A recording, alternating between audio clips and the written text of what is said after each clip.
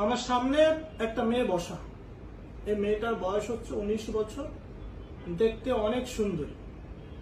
যেটা হয়েছে, এই মেয়েটার সাথে একটা ছেলের প্রেমের সম্পর্ক হয়, মাঝপথে তাদের মধ্যে অনেক গ্যাঞ্জাম হয় এবং এই মেয়েটা ওই ছেলেটাকে বলেছিল যে তোর মতো ছেলেকে আমি জীবনে বিয়ে করব না।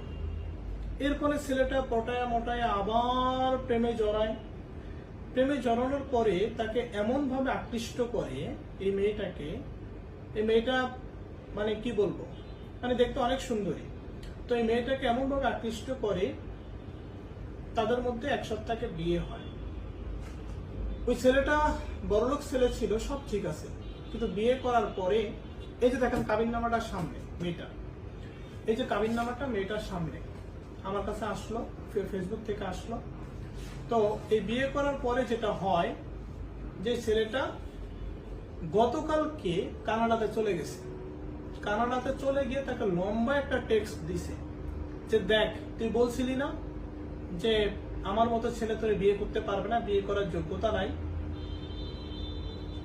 তার মানে ওই ছেলেটার উদ্দেশ্য ছিল এই মেয়েটাকে প্রেমের ফাঁদে ফেলে যেভাবেই বিয়েটা করতে হবে, মেয়েটার জীবনে একটা কলঙ্ক লাগাইতে হবে। ওই ছেলেটার জীবনে বাংলাদেশে আসবে না।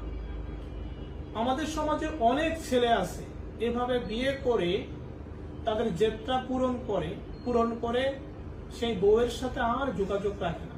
দেখেন এই মেয়েটা এখন যাবে কোথায়? এই মেয়েটা কি ওই ছেলেটাকে আর পাবে? মামলা করেই কি পাবে? পাবে না কাবিনের টাকা, পাবে না সমান ইজ্জত। এই ছেলেটা এই মেয়েটাকে এখন কি দিল? কলঙ্ক দিল। এখন কি সে কখনো বলতে পারবে যে আমি বিবাহিত না, বিবাহিত ছিলাম না? এখন কি সে কখনো বলতে পারবে আমি সিঙ্গেল? এত সুন্দর হওয়ার পরেও সমাজের কোন অবিবাহিত ছেলেটাকে বিয়ে করবে না।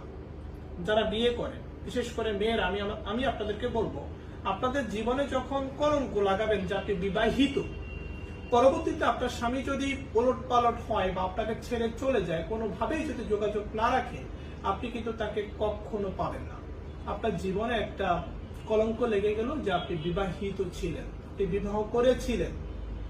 এই যে কাবিননামাটা নিয়ে মেয়েটা এখন আমার কাছে আছে, কি করবে? ভাই আমি কি কানাডা থেকে কি তাকে নিয়ে আসতে পারবো? এটা সম্ভব? এটা সম্ভব না। এবং ওই ছেলেটা স্পষ্ট বলে দিছে আমি বাংলাদেশের মাটি তার কোনোদিন যাব না। তাহলে এই মেয়েটার কি হবে? এই মেয়েটার পরিবারে ধুমধাম করে বিয়ে হয়েছিল, এই মেয়েটার এখন কি হবে? বিয়েতে প্রায় কত লক্ষ টাকা? 22 লক্ষ টাকা খরচ করছে, এটা বললো। তাহলে এই 22 লক্ষ টাকার কি হবে? টাকা সব বাদ।